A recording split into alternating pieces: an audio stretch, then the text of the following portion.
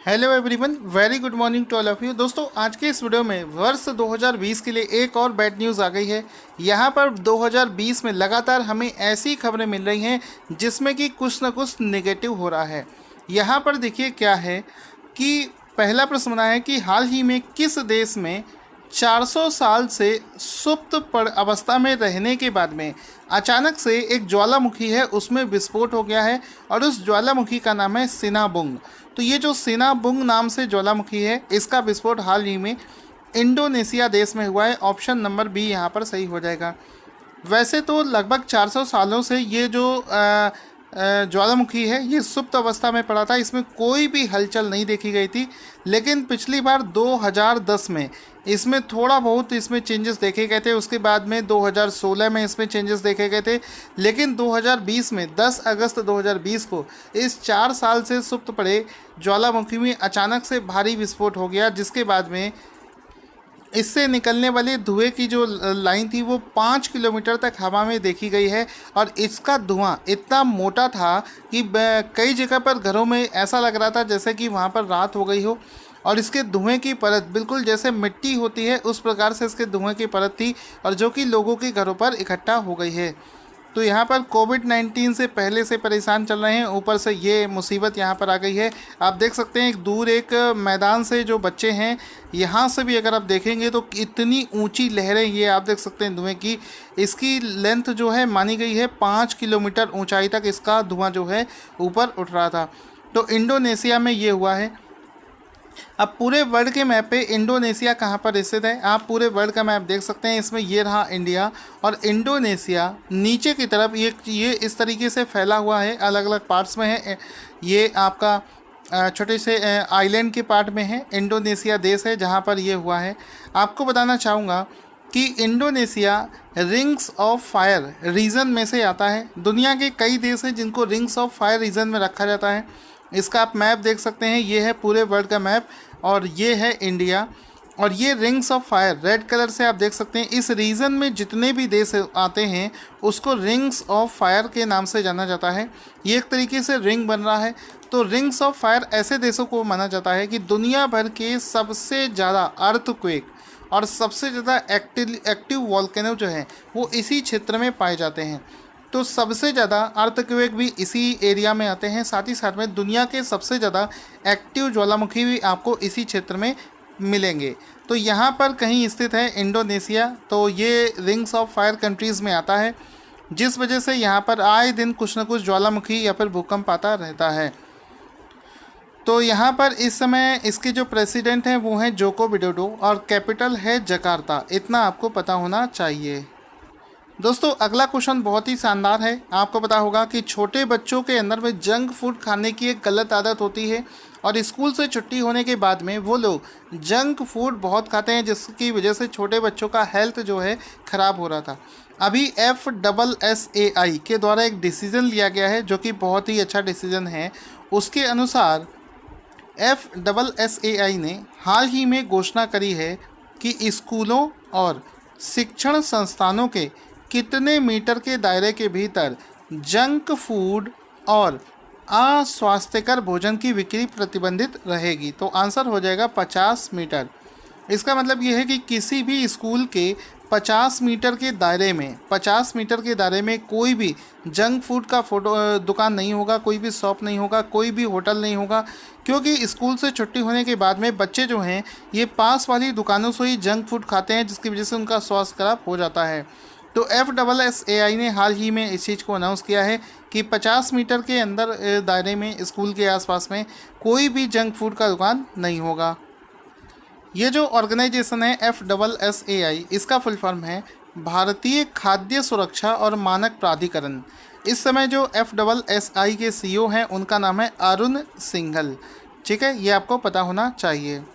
अगला प्रश्न है कि हाल ही में किस देश के प्रधानमंत्री, जिनका नाम है हसन दियाब, ने अपने पद से इस्तीफा देने की घोषणा कर दी है।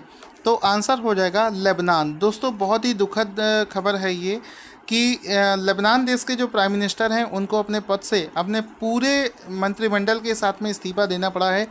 उसका रीज़न आप सभी को बता देता हूँ। अभी आपको पता होगा हम लोगों ने क्वेश्चन कवर किया था कि दुनिया का एक देश है लेबनान। लेबनान की कैपिटल बेरूत में अचानक से एक धमाका हो गया था। अमोनियम नाइट्रेट बहुत बड़ी मात्रा में वहाँ पर रखा था। उसी अमोनियम नाइट्रेट की वजह से उस देश में बहुत बड़ा धमाका हुआ था, जिसकी वजह से 10 किलोमीटर के अंदर दायरे में आने वाली लगभग हर चीज़ को उसने डैमेज कर दिया है, जिसके बाद से लेबनान देश में बहुत भारी प्रदर्शन होने लगा सरकार के खिलाफ। और फाइनली कंडीशन ये है कि लेबनान देश के अंदर में एक महीने तक का भी राशन नहीं बचा है। अगर दुनिया के दूसरे देशों ने उसकी मदद ना करी तो वो बहुत ही बुरी कंडीशन में आ सकता है। तो हाल ही में जो लोगों ने विद्रोह किया था उसके चलते लेबनान के जो प्राइम मिनिस्टर हैं उनको अपनी पूरी कैबिनेट के साथ में इस्तीफ़ा देना पड़ गया है। तो ऑप्शन नंबर ए यहाँ पर राइट आंसर हो जाएगा कि लेबनान के प्राइम मिनिस्टर हसन दियाब ने अपने पद से इस्तीफ़ा दे दिया है। दोस्तों, अगर आपको हमारा वीडियो अच्छा लगता है तो इसको लाइक और शेयर करके हमें सपोर्ट ज़रूर करें। अगला प्रश्न है कि किस राज्य में पहला रेशम प्रशिक्षण एवं उत्पादन केंद्र स्थापित किया जाएगा? आंसर हो जाएगा Arunachal Pradesh. Option number D इसका राइट आंसर हो जाएगा। हाल ही में KVIC के द्वारा अरुणाचल प्रदेश का पहला रेशम प्रशिक्षण एवं उत्पादन केंद्र को स्थापित किया गया है। ये आप इस केंद्र का फोटो देख सकते हैं। इसमें देखो लिखा है सिल्क ट्रेनिंग कम production centre established bye KVIC। तो अरुणाचल प्रदेश में KVIC के द्वारा इस सिल्क प्रोडक्शन सेंटर को इस्टेब्लिश किया गया है। यहाँ पर सिल्क के क्षेत्र में ट्रेनिंग भी दी जाएगी और जब ये इस्टेब्लिश किया गया है तो इसको लगभग सितंबर के महीने में ये चालू हो जाएगा और लगभग 25 स्थानीय कारीगरों को इसके अंदर प्रशिक्षण भी दिया जाएगा। आगे चलते हैं। ये वाला क्वेश्चन हम लोग कर चुके थे, इसके बाद में ये वाला क्वेश्चन भी हो चुका है। अगला प्रश्न है कि हाल ही में भारत के किस राज्य ने इंदिरा वन मितान योजना के शुभारंभ की घोषणा करी है? तो आंसर हो जाएगा Chhattisgarh. Option number C will be the right answer कि हाल ही में छत्तीसगढ़ राज्य में इंदिरा वन मितान योजना का शुभारंभ किया गया है। तो ऑप्शन नंबर सी इसका राइट आंसर हो जाएगा।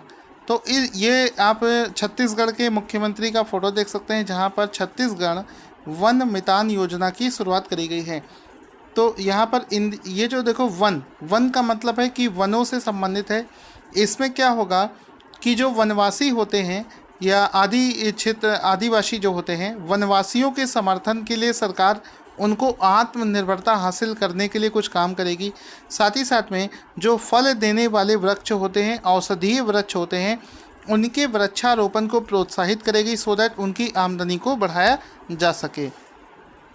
इसके बाद में देखो पत्रकारिता के क्षेत्र में दिया जाने वाला एक पुरस्कार है जिसको ACJ इन्वेस्टिगेटिव जर्नलिज्म अवार्ड के नाम से जानते हैं।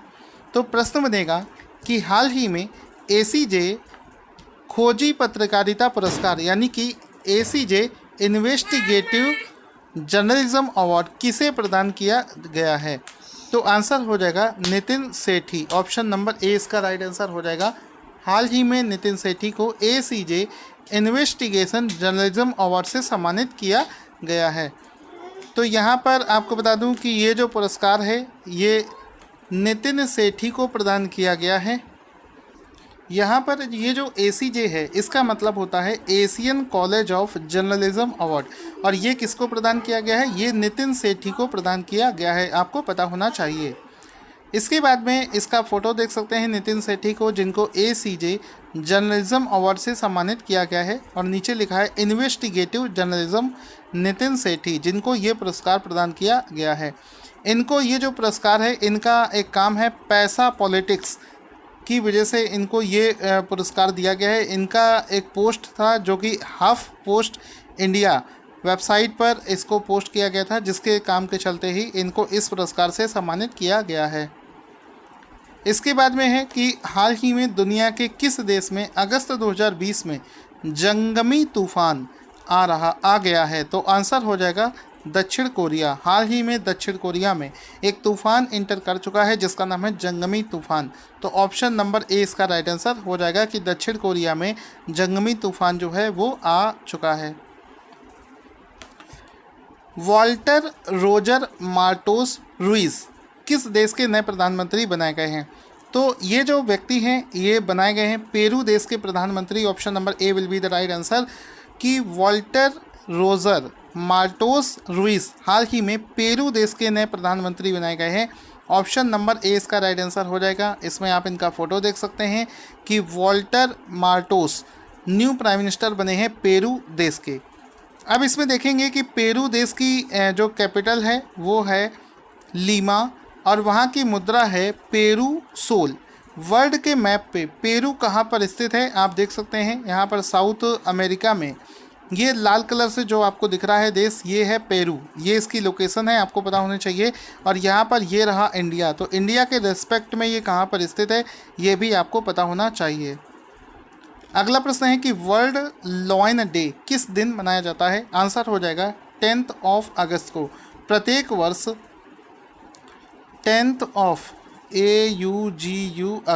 10 अगस्त को वर्ल्ड लॉयन डे सेलिब्रेट किया जाता है। ऑप्शन नंबर बी यहाँ पर सही हो जाएगा। इस दिवस को लॉयंस को सुरक्षित रखने के लिए, उनकी जनसंख्या को बढ़ाने के प्रति काम करने के लिए, उनके संरक्षण को लेकर और जागरूकता बढ़ाने के उद्देश्य से इस दिन को मनाया जाता है। आगे चलते हैं कि हाल ही में कर्नाटक के किस शहर में नए रेलवे संग्रहालय का उद्घाटन किया गया है। तो आंसर हो जाएगा हुबली। कर्नाटक के हुबली शहर में रेलवे ने एक नया अपना संग्रहालय बनाया है। तो आंसर याद रखना, कर्नाटक के हुबली शहर में रेलवे ने एक नया संग्रहालय बनाया है। तो इस संग्रहालय का फ़ोटो आप देख सकते हैं जिसको कर्नाटक के हुबली शहर में बनाया गया है। तो ऑप्शन नंबर ए इसका राइट आंसर हो जाएगा। अब दोस्तों आज के करंट अफेयर्स का रिवीजन करते हैं, देखते हैं कितने लोग इसका राइट आंसर सही देंगे। पहला प्रश्न है कि किस देश ने 400 साल पुराने सुप्त अवस्था में रहने के बाद में सिनाबुंग ज्वालामुखी में विस्फोट हो गया है। तो राइट आंसर हो जाएगा इंडोनेशिया। अगला प्रश्न है कि हाल ही में किस राज्य में पहला रेशम प्रशिक्षण उत्पादन केंद्र स्थापित किया जाएगा। तो अरुणाचल प्रदेश इसका राइट आंसर हो जाएगा। FSSAI ने स्कूलों और प्रशिक्षण संस्थानों के कितने मीटर के दायरे के भीतर जंक फूड और अस्वास्थ्यकर भोजन की बिक्री पर रोक लगा दी है।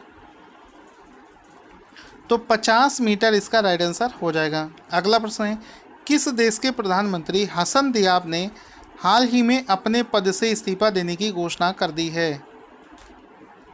तो लेबनान इसका राइट आंसर हो जाएगा। हाल ही में इंदिरा वन मितान योजना का शुभारंभ किस राज्य में हुआ है। तो छत्तीसगढ़ इसका राइट आंसर हो जाएगा। दोस्तों आई होप आपको वीडियो अच्छा लगा होगा। वीडियो अच्छा लगा हो तो लाइक और शेयर करना ना भूलें।